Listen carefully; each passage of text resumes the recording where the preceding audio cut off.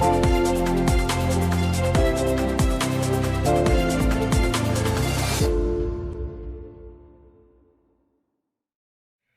Philip, I understand that almost half of what you do in Marris Consulting has to do with project management, has to do with critical change implementation. Yeah. And you didn't start out that way, did you? So, how did you begin that, and how did that evolve? Well, you're right. The company was founded in 2005, and we didn't do any critical change before 2009.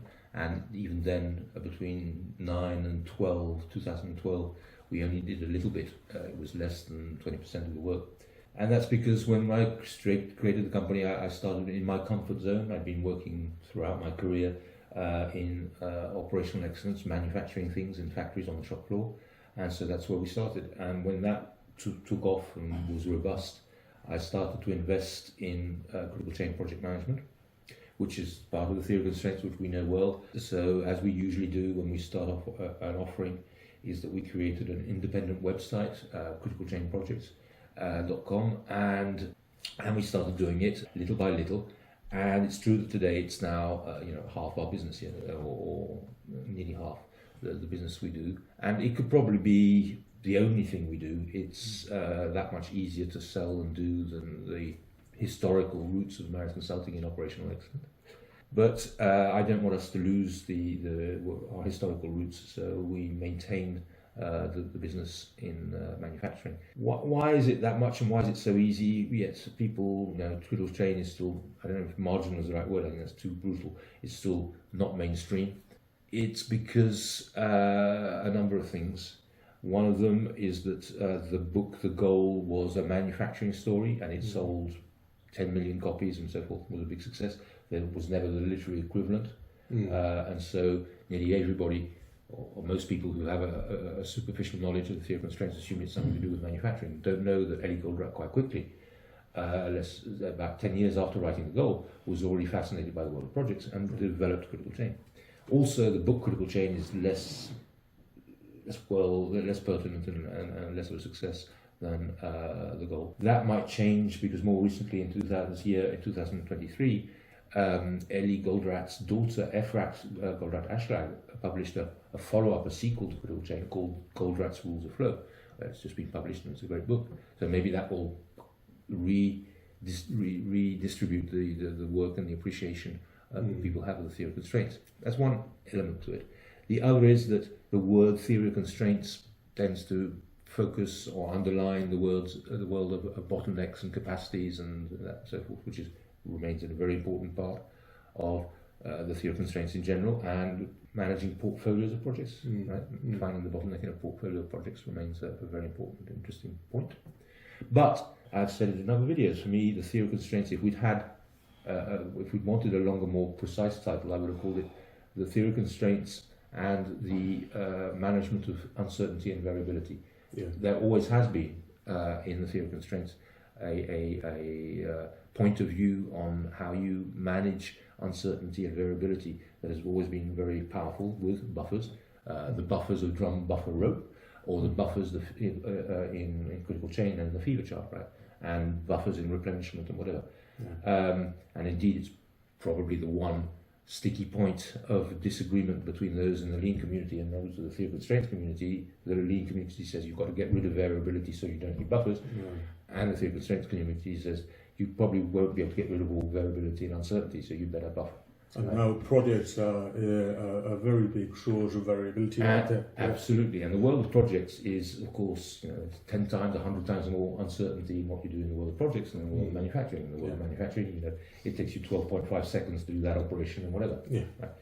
How long is it going to take you to have a good idea? How long is it going to take you to find a new supplier? All these sorts of things, you don't have a clue. You guess, right? It was the way that Goldratt suggested that we manage projects and the uncertainty in projects that makes it so powerful, right? Quite rightly pointing out that the people were trying to manage projects like manufacturing, as I say, imposing times, deadlines, and stage gates and stuff with dates on them. So treating projects as they did their manufacturing, and as a result, the whole thing goes mad. people add local safeties and consumer. I won't describe the beauty of critical chain, but that's the solution. So you end up with critical chain being able to do unbelievable things in terms of results. It's quite just unbelievable. People who haven't discovered it yet, they just won't believe it. And so I won't scare everybody else by the size of the results you get, because you'll think I'm just mad.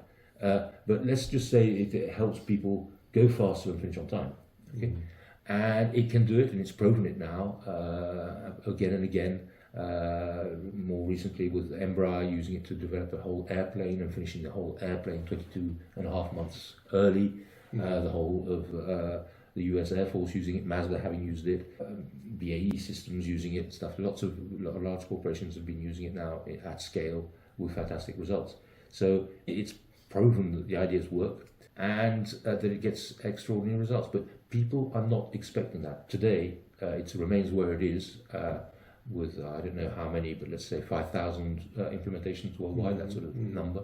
Between 2,000 and 20,000, I don't know, but that kind of range. So it's getting bigger and bigger, more and more noticed, more and more results, but it's still fighting a cynicism in the world of projects, which is, this is a project, therefore it will finish late, it will cost more, and we'll be disappointed with the outcome.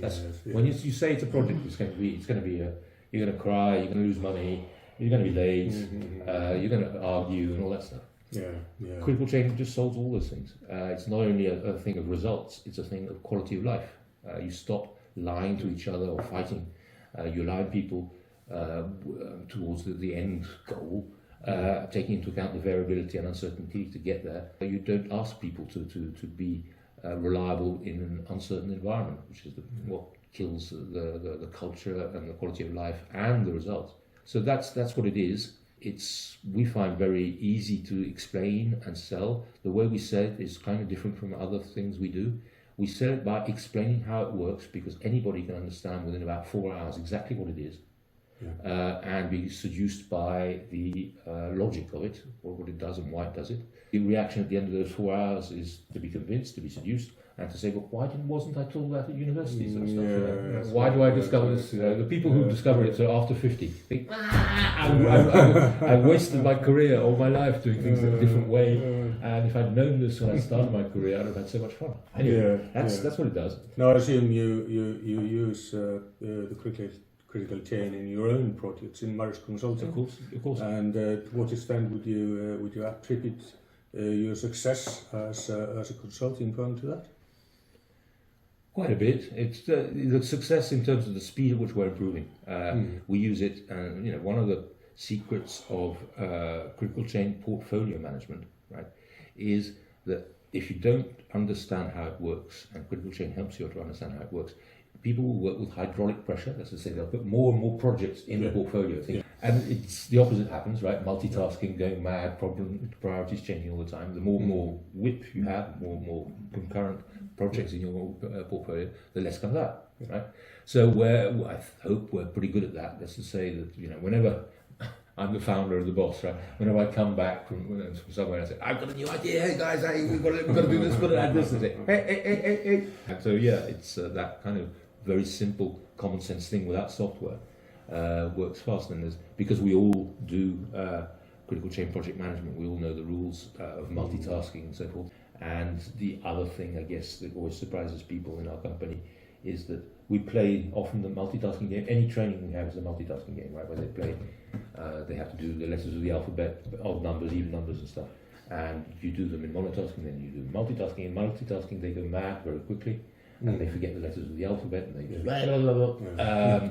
And we play that all up, myself and my colleagues, we play that with our clients once a week, or that sort of stuff. So we always reminded about the bad side of multitasking and bad multitasking. Critical chain has had an impact on the culture of Marris Consulting a lot, because the notions of focus, the notion of stable priorities, not having too much simultaneous work, the fact that as soon as you ask somebody, when can you do this for? The answer cannot be that date. It's got to be a discussion, right? No, depends. No. What do you mean? Is it what's the priority? Do you want my best estimate, my worst estimate? Right. It can't be. I'll do it for Tuesday. Yeah. Thanks. Thank you. Bye.